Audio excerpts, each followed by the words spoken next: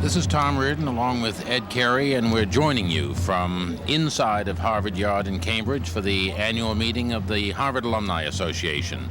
And Ed, we're back once again on just an absolutely splendid day in Cambridge. Couldn't be nicer, Tom. I think the morning exercises, I watched them on this channel, and that went smoothly. I guess everybody is awaiting the arrival of the degree candidates, now degree recipients, and their families back. Well, it's a splendid day, and it was this morning as well, and the sort of just feel of the place is alive and positive and vibrant.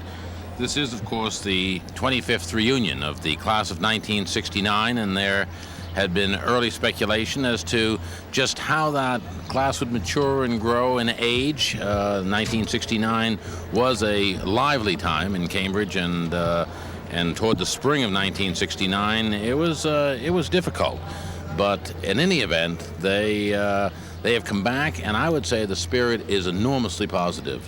I noticed, Tom, that a number of the symposia focus on what they were and what they are now and how they view life, both the 50th and the 25th.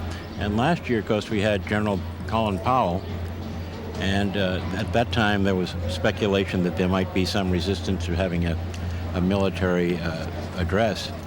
But here we have Vice President Gore, or in these familial surroundings known as Al, to all of his Harvard friends, and he is addressing his class, which went through quite a bit of turmoil, as you mentioned, in '69, and also addressing the class of '44. Another class that was unfortunately involved in what one calls, I guess now, after the Normandy Memorial, a popular war, if there is such a thing. Well, we've been watching the procession coming in of the alumni. Processions are a very significant part of these day-long festivities at Harvard. The commencement exercises in the morning begin with a procession led by the seniors from the college and then through the graduate schools. And now we see alumni from the classes dating all the way back to about 1913, I guess. Is that? Yes. The oldest alumnus, Fred Crawford, led the procession this morning, and presumably he will this afternoon. They have a tree spread over in the old yard for once you reach the 50th reunion and you have nowhere to go for commencement day. There's what they call a tree spread. But post 50th, in other words, if you've been out 50 years, you can go to the tree spread by invitation, I gather. And that was packed today. I went over and visited, and it's always fun to see those fellows. Lots of them are just getting together for the first time. The last time they met was here, the same place, same time next year, as they say. Well, there we see marshals that are sort of stationed throughout the yard to try to keep the flow moving. The idea is to get this procession completed in about 20 minutes, and we have uneven success in that, I would say, from year to year. Occasionally we do. We're advantaged today with good weather. That makes the milling about somewhat slower, but on the other hand, in the rain, it's hard to marshal the people at all. So I think today we seem to be about on course at the moment. As you can see, it's not what you would call a rigid militaristic affair here. This morning there were 5,335 degrees awarded to various candidates in all of the university. It is interesting that this is one of the few convocations that is truly university-wide in terms of all of the faculties and all of the graduates. The graduates go back to either their school or houses for the awarding of degrees. And how does that work? Well, I'm familiar most with the college, and if you happen to be in, say, Leverett House, you're a graduating senior from Leverett House or Elliott House, you leave here and you go back to the courtyard at your house where there's a more personal presentation to you of your degree with a smaller and more closely knit group of friends and family there. It works out very well. It used to slow down the afternoon a bit if graduating seniors of the college were coming back. But the morning ceremonies today were right on time all the way through and finished at, I believe, 11:30. which should give us a good opportunity to recapture many of them who don't have too far to drive. Coming down now on your screen is the bagpiper who is leading the 25th reunion class of 1969. I do not think the Vice President intends to march with the class. It has been awkward for him to really get into the kind of activities given the amount of security, and a number of those are right down below us, as a matter of fact. So I think he has tried to get as much out of this reunion as one, realistically can with those kind of constraints. In addition to the 5,335 degrees conferred on various graduates this morning, there were also 9 honorary degree recipients. One of those, of course, as is the tradition, is the Speaker, Al Gore. And he, as we have mentioned continuously, is a member of the class of 1969, and upon graduation entered the military and was then a reporter for a period of time before running for Congress and then ultimately the Senate from Tennessee. He had followed taking the congressional seat held by his father for a long time. Then he ran for president several years ago and decided not to run again 2 years ago when the opportunity presented itself, and ended up on the ticket, of course, with Bill Clinton and ultimately the vice presidency. I think they're trying to expedite the alumni procession this year, Tom. They're bringing the 25th and the 35th in at 2 separate aisles from the center aisle. In other words, the older alums, I guess, probably hold up things a bit. I noticed the 25th and 35th are coming in now. Much more of a crack military group. Absolutely. 25th and 35th. Well, we're already up to the class of 1922, I noticed, so there can't be many left. Now on your screen, you have someone leads each class with a placard, so if you follow that number, that's where we are on the way to 1994. That was 1929, I believe. Do the seniors march as a group in the parade? Are they considered alumni since they've been degree recipients for a matter of hours? Now, why do you ask such a question? I'm just testing your knowledge. Well, folks, as you know, that Mr. Reardon is Director of Development here at Harvard University, and as soon as they receive their degrees, in fact, before they receive their degrees... Right. In the degree case is a little pledge card. Exactly. So for him to ask me whether they are, in fact, target, shall we say, they are, right, as of now. Some of them do. It's a busy day for them, and I think there are so many tugs on their loyalties. They have family here, Aunt Bessie from Maine and Uncle Louie from New York, and they want to spend time with them and get back here too. And it's a bit of a tug on all their priorities. Well, it used to be the case that all honorary degree recipients were kept tight secret, and that's still the case today, but that included the commencement speaker as well.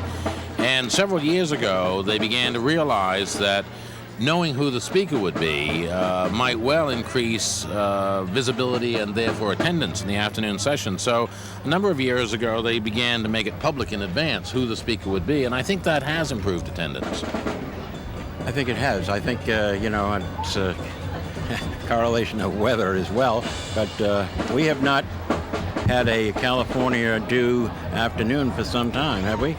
No, we have not. We've the old expression, "it never rains on a Harvard commencement," certainly has been tested. I think that initial observation was made by a person who sat on the platform under a tent, and of course it didn't rain where he was or she was. But I think that we've had some pretty soggy commencements over the years, but certainly none could be more splendid than today. Class of 44, Ed, is drifting into the screen. Well, class of 44. We have, these reunions actually don't happen just by giving out a packet. As a crew at Wadsworth House that worked very hard, Marion Briefer, Diane Jellis, Kathy Fazzolaro, and I'm sure I'm left off 3 or 4. It's an amazing piece of work, and Marion Briefer, you mentioned, who has been running the 25th reunion for years, is stepping down at the end of this year, and I think people are very nervous about how she can ever be replaced. Do you have anybody particular in mind? I do not. Your brother, perhaps? I would think if he were smart, he'd try to delay her retirement for another 10 years. Marion has done a remarkable job, and I think is one of these people who, while absolutely infallible on detail, is also relaxed and always affable, responsive, and terrific with alumni. She's wonderful. We seem to be making progress. I think perhaps the point you made, Ed, of trying to move classes on more than one aisle It is sort has of shown like some having, promise. It's sort of like having, Sword, Juneau, Omaha, and, a number of beaches from which to approach this landing spot here to hear Vice President Gore.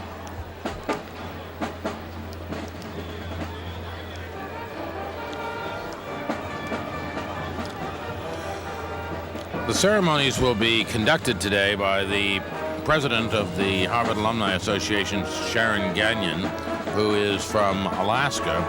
Sharon has been on the HAA for a number of years now, and I think has almost a perfect attendance record coming down from Alaska. She has been a terrific leader for the HAA, and she'll be presiding, and I think the first matter of business will be Bob Stone, who will give a report on Harvard's finances, or at least the fundraising side. Harvard, about 3 weeks ago, announced the beginning of a $2.1 billion capital campaign. And so Bob will have a progress report on how things are going on that front.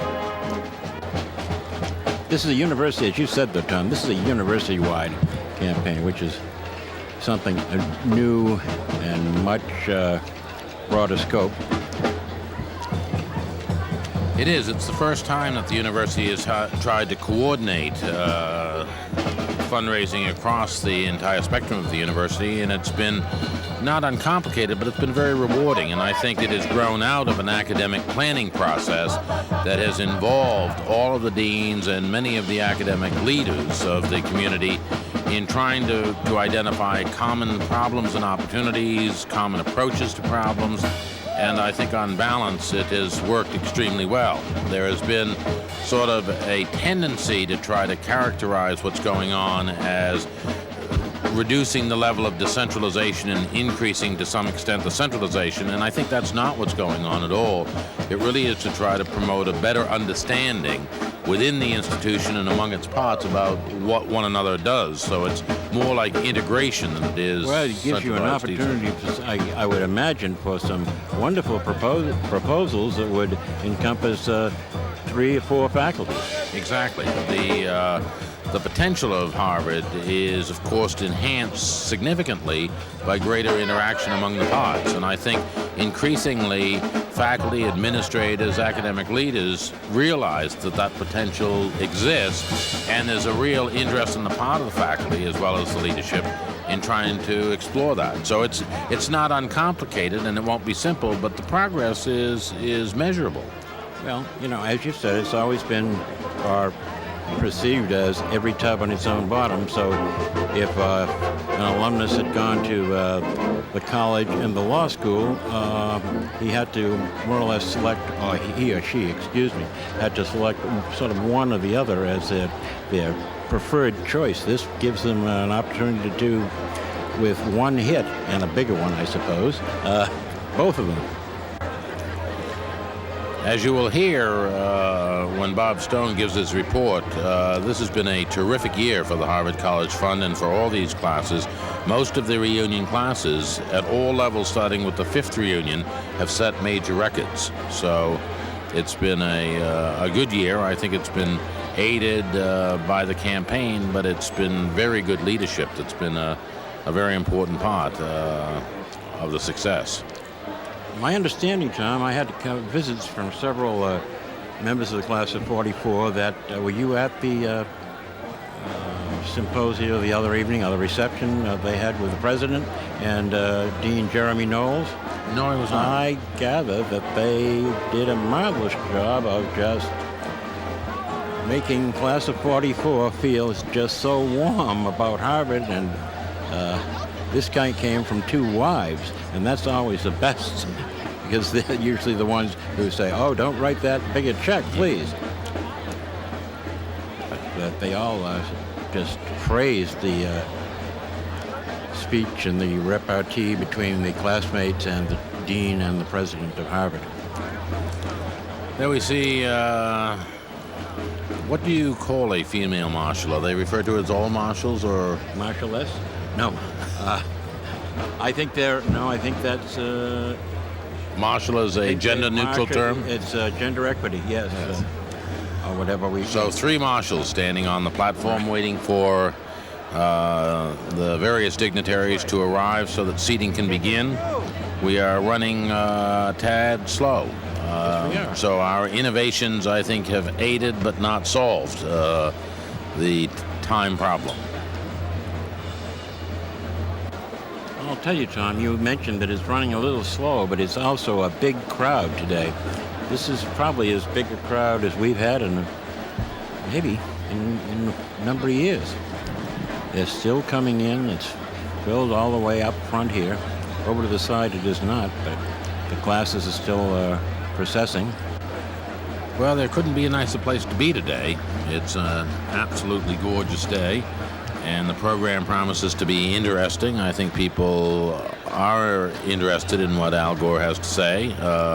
It's an interesting perspective to come from a very troubled time in the period of 1969 and be part of a class that was divided at that time, and to come back as Vice President of the United States is an interesting kind of experience for him, I think, and people are interested in his sort of perspective on that. Well, and added to that, Tom, has been the picture of the White House where you've had the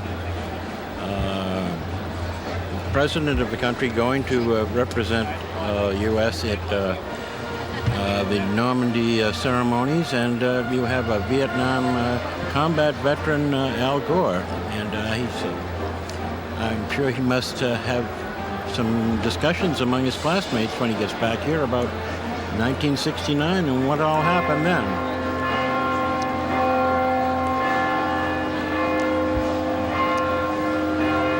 The tolling of the bells is supposed to suggest that we should be getting going, but there's still plenty of empty seats on the stage, so I would expect that it'll be a bit of a time.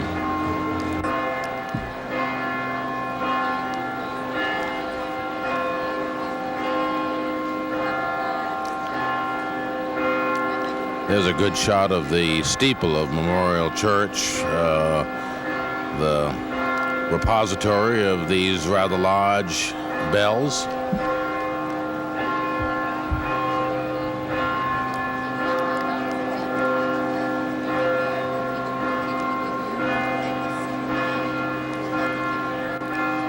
You can see the procession continues to wind its way toward the stage. We begin to see coming right down near the stage now the president of the Alumni Association, followed by the governing boards, first the corporation, and then the overseers behind that, so that there should be... We are about to... Here on your screen, the Radcliffe leadership, President Linda Wilson, as you can see.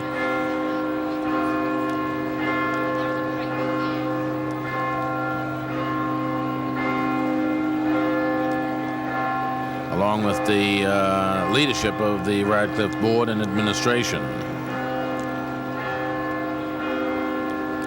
Again, the Harvard Overseers following behind that. We will have news today of the newly elected Overseers, as well as the newly elected directors of the Harvard Alumni Association. Both overseers and alumni directors are chosen by ballot by all Harvard alumni. It is the only wholly elected board in the country. All overseers are elected. There are 5 elected each year for a 6-year term. This year, 4 will be rotating off the board. We also, I noticed Hank Vandereb there, and he's one of, and Ray Levites, they're 2 of the recipients of the Harvard Alumni Medals this afternoon for their distinguished service to the Harvard community, both in their home areas of Connecticut, Chicago, Naples, Florida, and in Cambridge. And the third medalist is Peter Heller. There's Peter just on the left-hand side of your screen. Peter has been head of the Alumni Association. He's been an overseer at Harvard. He has been on any number of visiting committees. He was a lawyer in New York who took retirement to pursue his musical interests. An accomplished musician. And in the center of the screen, Ray Levites, who is Mr. Harvard basketball. Such a pleasant day with, nice dry air, sunny, that everybody is socializing. Once they reach the stage, they really don't want to go to their assigned seat until they've at least cast 3 or 4 votes.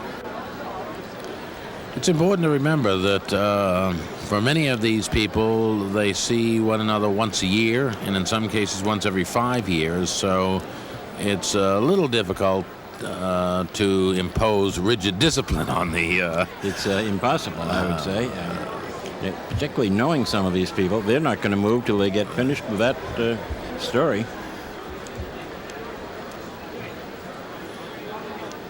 There's been an unusual level of security around, I think, both Vice President Gore and Justice Blackmun, but it has not been offensive.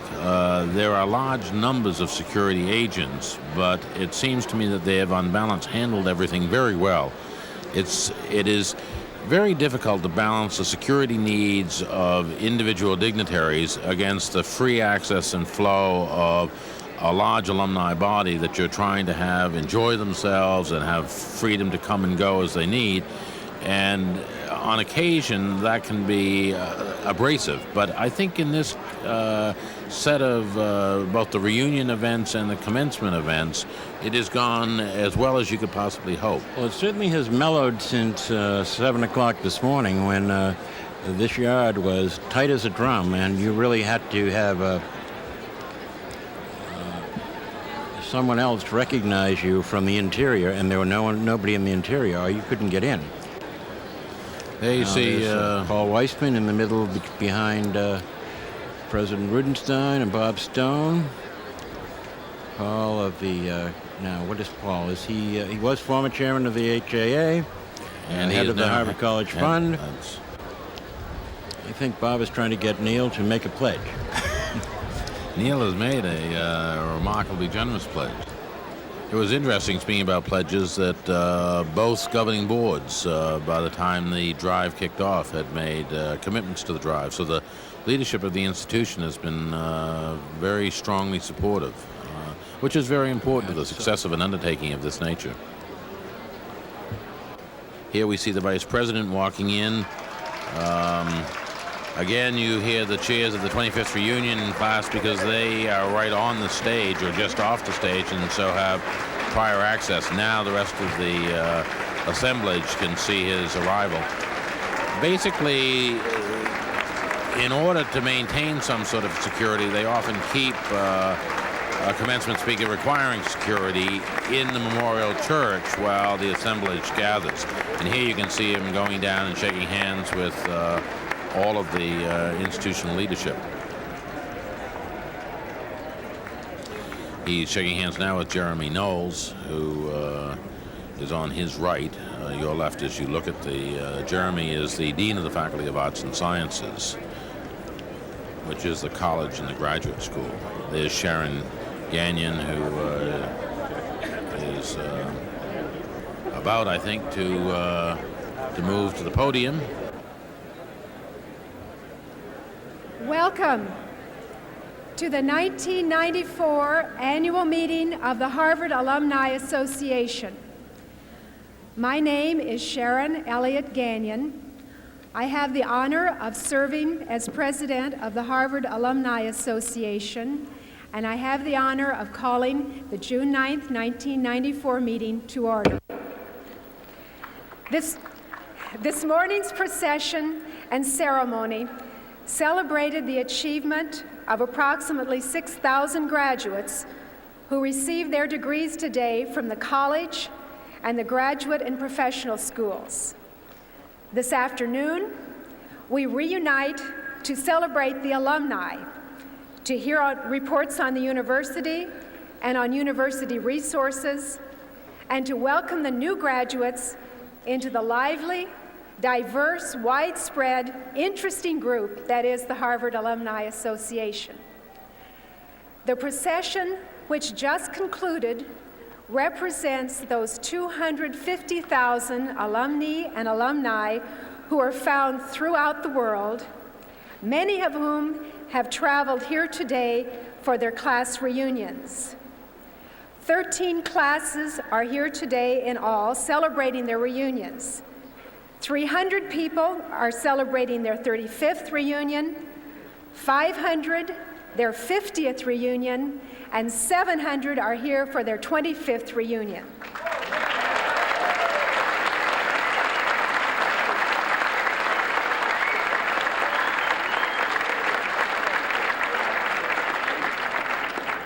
I am happy to report also that the class of 1924, chaired by Charles Colt, has gathered to celebrate its 70th reunion.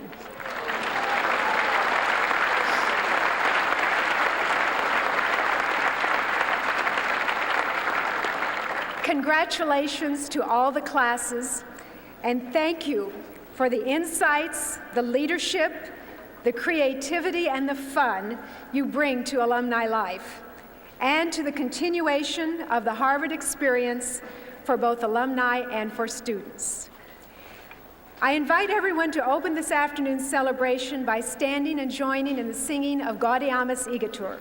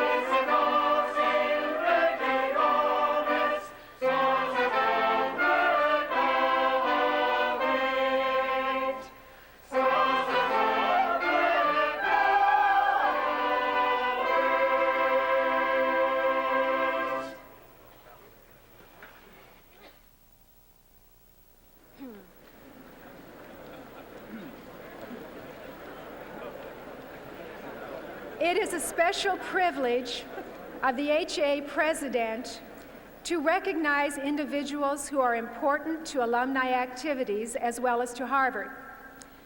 I will begin by recognizing the individual elected by his classmates to be Chief Marshal of the 25th reunion class, the class of 1969. He is the most frequently performed living American composer of concert music. Many of you will recognize his two award-winning operas, Nixon in China and The Death of Klinghoffer. The 1994 Chief Marshal, John Coolidge Adams. John, will you please stand?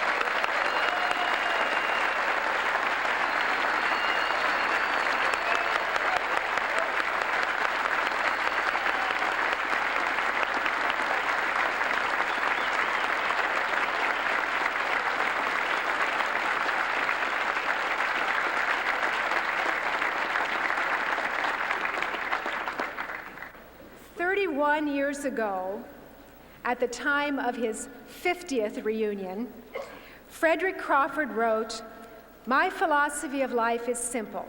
Calvin Coolidge expressed it well. Do each day's task to the fullest, and the Lord will take care of tomorrow."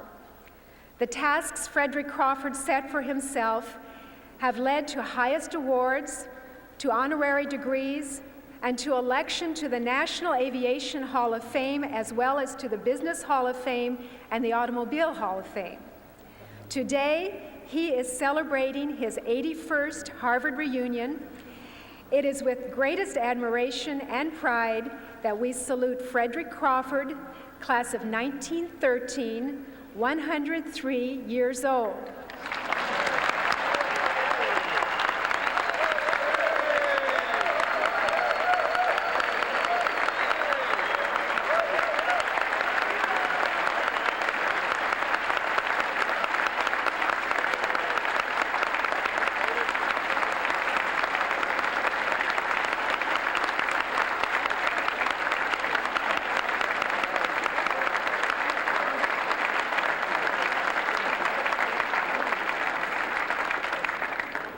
Frederick is accompanied today by his wife, Kathleen S. Crawford.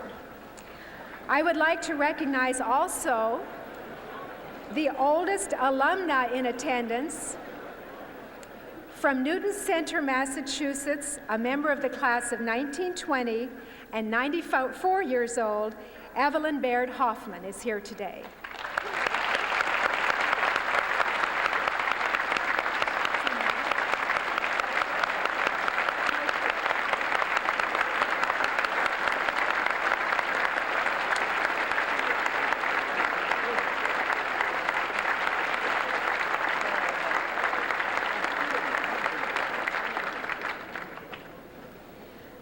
There are many others whose contributions to Harvard Alumni Association programs during the last year have been invaluable.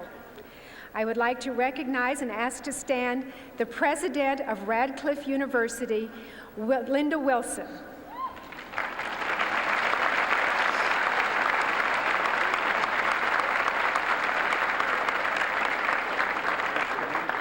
The dean of the Faculty of Arts and Sciences, Jeremy Knowles.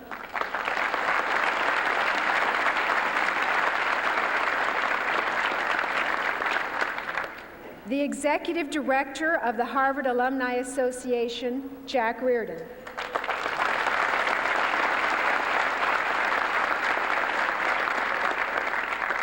And I would like to introduce next year's president of the Harvard Alumni Association, First Vice President Barry L. Williams from Oakland, California, class of 1966.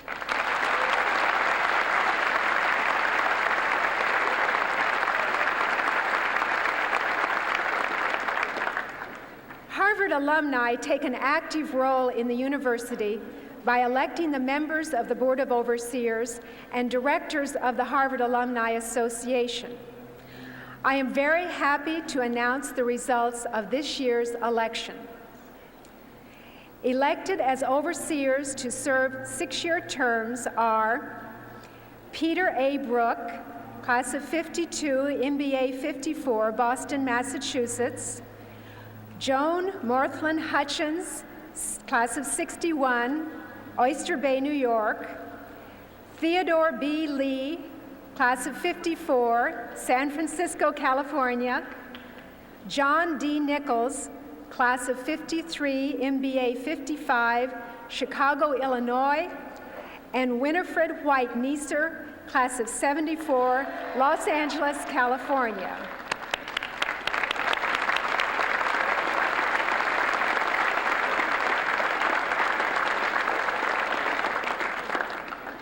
Elected as directors of the Harvard Alumni Association to serve 3-year terms are Paul J. Crowley, class of 53, Wayland, Massachusetts; Sylvia Chase Gerson, AM 70, PhD 75, Fort Myers, Florida; Juanita C. Hernandez, class of 82, JD 85, Austin, Texas; Yuki Moore Laurenti, class of 79, Trenton, New Jersey; Thomas G. McKinley, class of '74, San Francisco, California, and Ellen G. Reeves, class of '83, M.Ed. 86, New York, New York.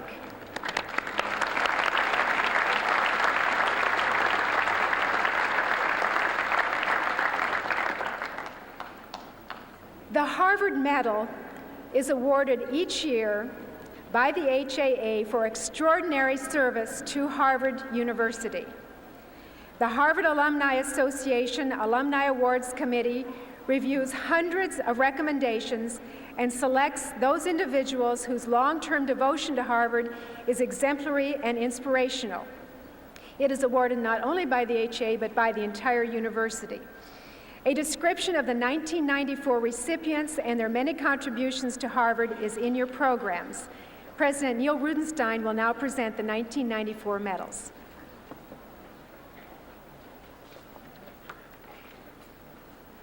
It's my pleasure to present the first of these medals to Peter S. Heller, class of '48, LLB 52. As an overseer and alumni leader, you have brought wisdom and perspective to this university. You win our warm applause for your enthusiasm and generosity in helping Harvard to meet all its aspirations.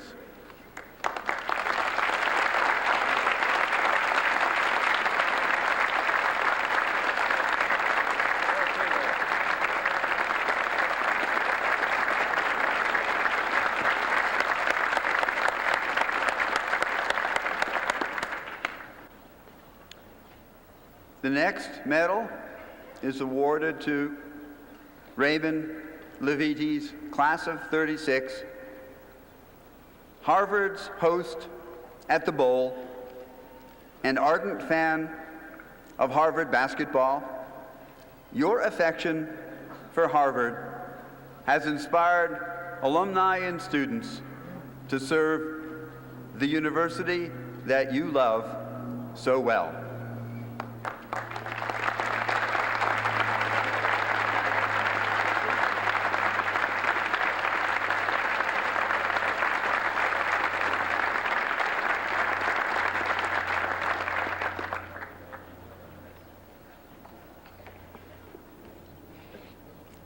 Henry Vander Ebb, 42.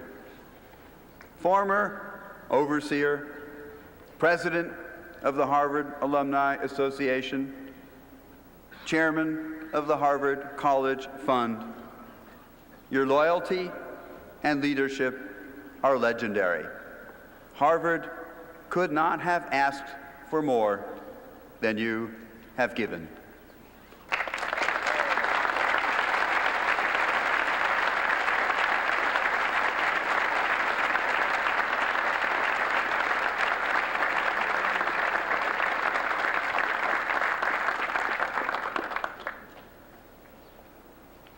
Thank you, Neil, and congratulations to these three fine alumni whose contributions cannot be measured, and our most heartfelt thanks to them.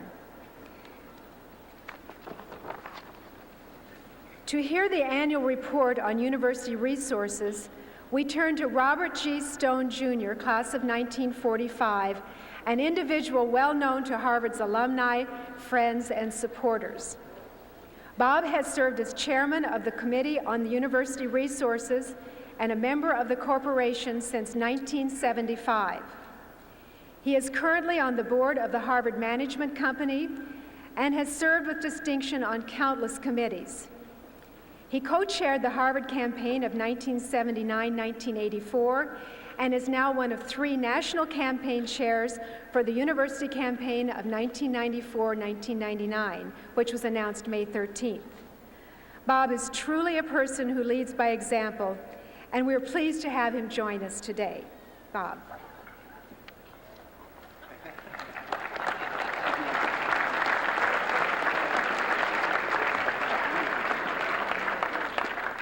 President Rudenstein, President Wilson, Vice President Gore, distinguished guests, fellow alumni, ladies and gentlemen.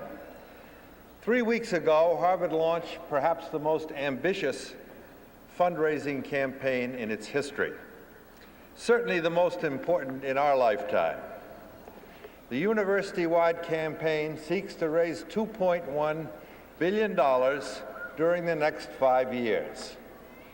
The campaign, this campaign, is not only a matter of raising money.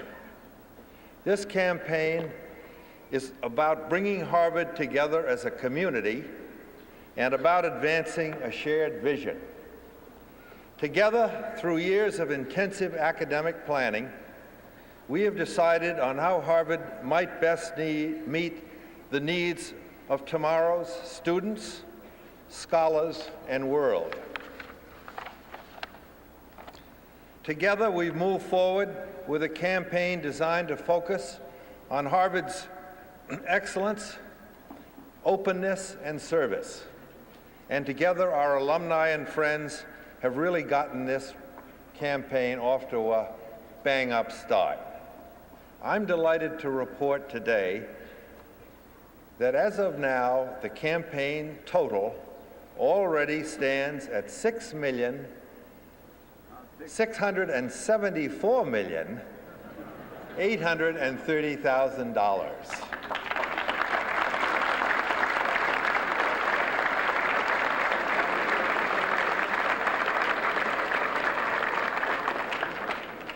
And that's an increase since we kicked it off of 22 to be exact, $1 million.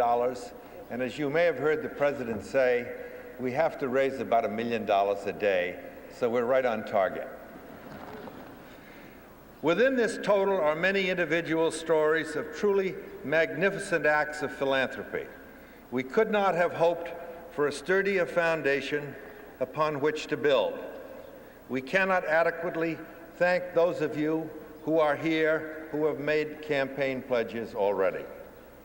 At the campaign's heart lies Harvard College and the Graduate School of Arts and Sciences, whose objectives represent fully 1/2 of the entire campaign. A council of 11 campaign chairs, a 100-member National Major Gifts Committee, and 4,000 Harvard College Fund volunteers are organizing and leading this tremendous endeavor. Led skillfully once again by Paul Weissman, the fund has already surpassed its $50 million goal and achieved 50% alumni participation for this year. The college's recent graduates have been doing their part to ensure Harvard's academic excellence. The senior gift from the class of 1994, made possible by the work of over 200 committee members, the 5th reunion gift of the class of 1989, and the 10th reunion gift of the class of 1984, which establishes new levels in both dollars and participation for the 10th, have all set tremendous examples for future classes to follow. The 15th reunion class of 1979 has raised over $1,560,000, 50% more than any previous 15th.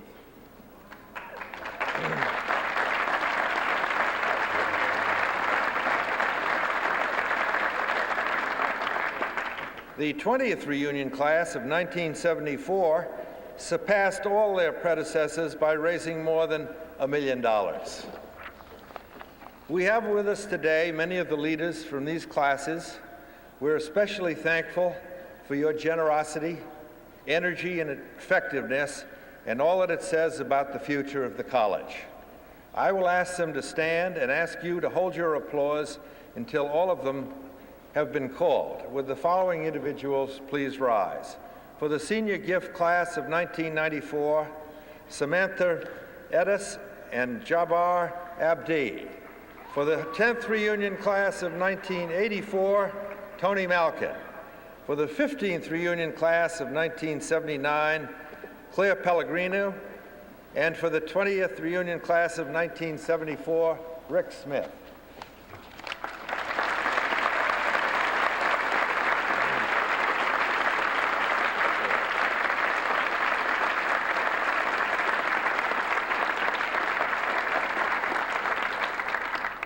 I said earlier that with the beginning of the campaign, this is not and has not been an ordinary fundraising year. A case in point is the 30th reunion class of 1964, which as of today has raised $6,300,000, far surpassing their own 25th reunion gift of 5 years ago. Another is the class of 1954, which has made a tradition of creating new standards at every turn. Their 40th reunion is no different. The new standard for the 40th is $5,500,000. Several tremendous individual performances demand, I think, a special mention. Jim Smith, who's done an outstanding job for the 45th reunion in the class of 1949, and Walter Klein's superb stewardship of the 55th reunion class of 1939. Would the following individuals stand and accept our thanks? Again, please hold your applause until all have been called. Jim Smith of 49, Walter Klein of 39, Marshall Moriarty of the class of 1964. Gentlemen, we salute you.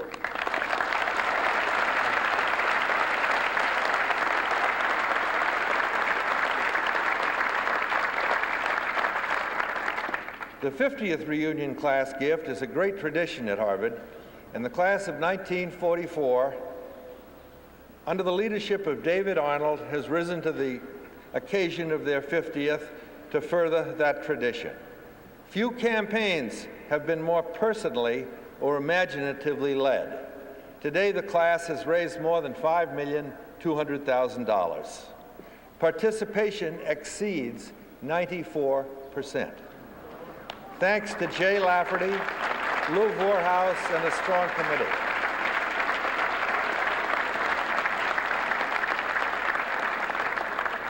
David, where are you? Would you please stand and accept our thanks?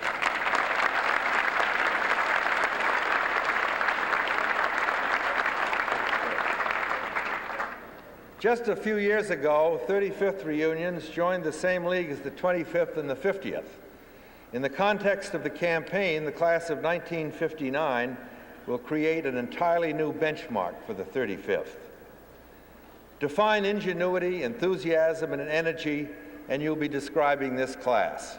Under the extraordinary leadership of Al Gordon, Glenn Nelson, and Dick Riley, the 35th reunion class of 1959 has raised $8,765,000.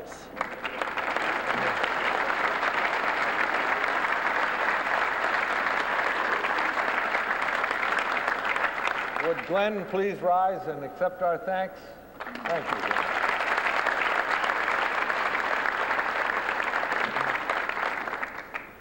The campaign's announcement has had an amazing effect on this year's 25th reunion class.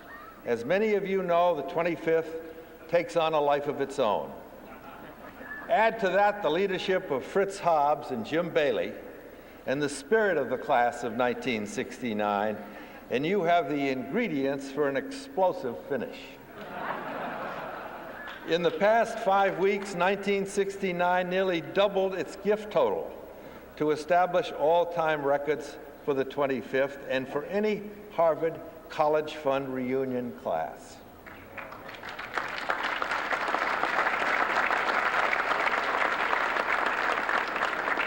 As of today, and actually 2 minutes ago, 1969 has raised over $10 million.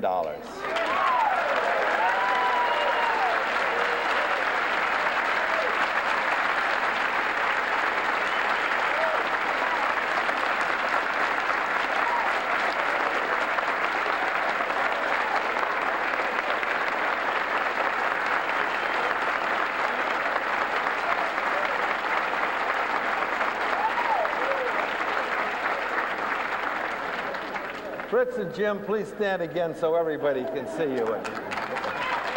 Hey.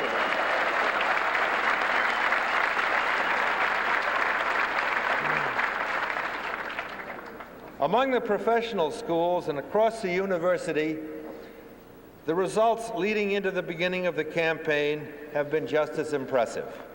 every member of Harvard's governing boards, both the Board of Overseers and the corporation, has made a gift or pledge before the campaign's public announcement. Every school met or exceeded its campaign launch goal. In fact, the medical school, the Kennedy School, the School of Public Health, Graduate School of Education, and the Divinity School have to date raised more than 1/3 of their campaign totals. A very encouraging start indeed. The law school campaign for $150 million has now completed its 4th year. The Drive's chairman, Jack Cogan, and Dean Bob Clark have marshaled a strong volunteer organization. To date, through the energetic work of those volunteers, the school's campaign has raised more than $136 million. In short, the university's campaign is off to a tremendous start, and not just among our faculties. This campaign also seeks to secure the futures of our allied institutions, including Memorial Church, Arnold Arboretum, Harvard University Art Museums, Harvard University Library, and the Nieman Foundation.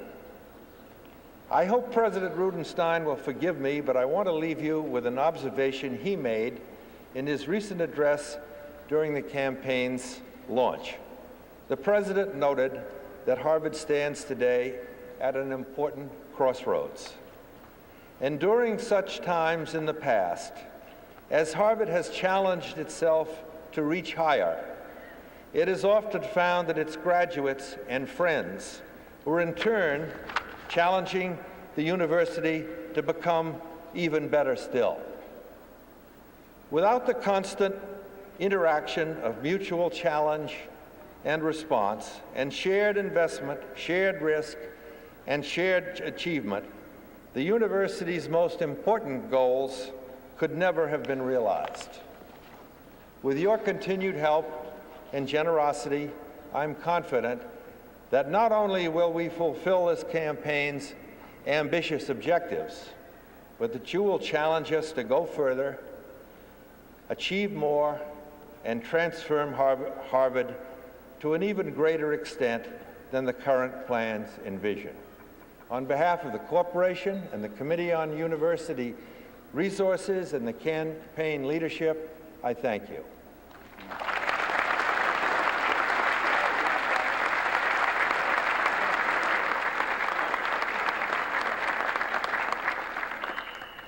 Thank you, Bob. We are grateful to you and the people who work with you and all the people you recognize today for your leadership.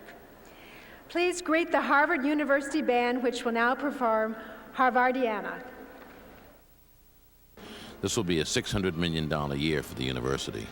That's incredible. Well, now, what do you normally have? What do you say is if there is such a thing as a normal year? Last year, the cash receipts were $223 million, which was a record that surpassed the prior year that was $203 million. So we've gone from 221 to 270 in a single year in cash receipts. That's university-wide. But then also with the pledges added on top of that through the intensive Nucleus Fund year, what they call in fundraising parlance the year or 18 months before a drive, it was an incredibly energetic year on the fundraising front.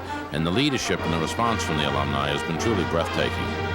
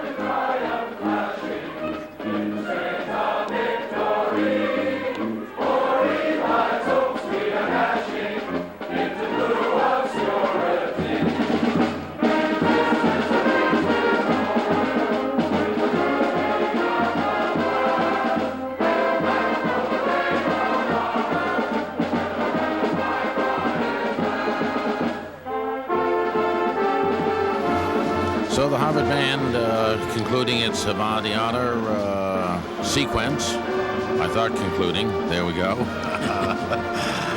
And as we pick back up, we'll have a report from the president, following President Neil Rudenstein, and then the concluding part of the program today will be the address by Vice President Al Gore.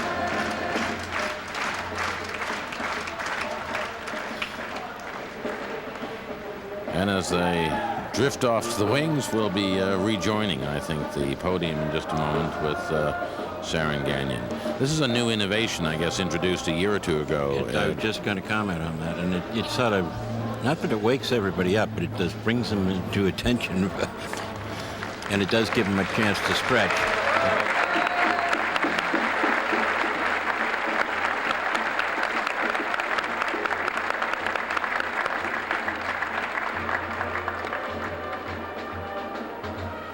One more round of applause for the Harvard Band.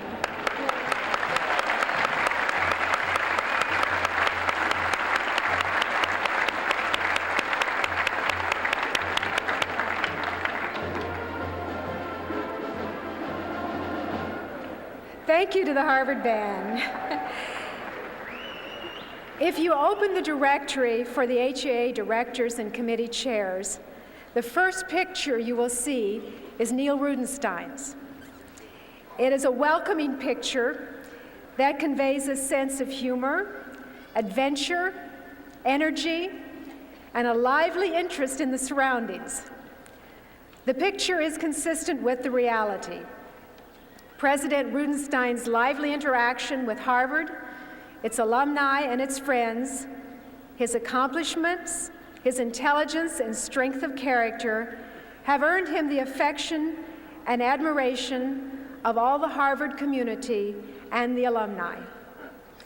A Princeton undergraduate, a Rhodes Scholar in Renaissance literature, a faculty member at Harvard, Dean and Provost at Princeton, Executive Vice President of the Mellon Foundation, Neil Rudenstein came to Harvard almost 3 years ago as president and challenged the university to understand itself and its future.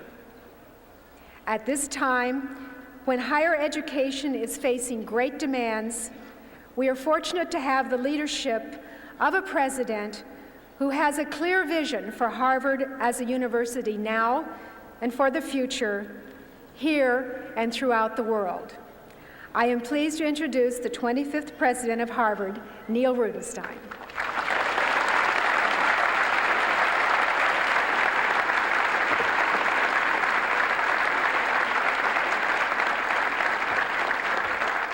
Thank you, good afternoon, and welcome everyone.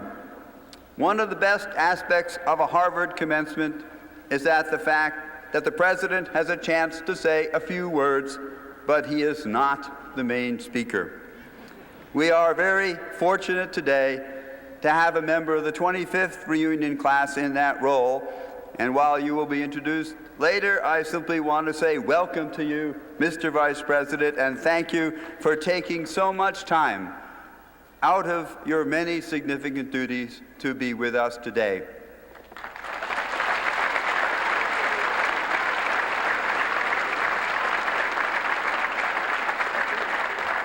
This is the end of my third academic year as Harvard's president, and I would like to indulge in some reminiscence, not about myself, but about Harvard and especially its commencements. What were our commencements like in the past? How and why have they changed? What is the meaning of this special ceremony? I want to talk about this informally, I assure you, not systematically and briefly.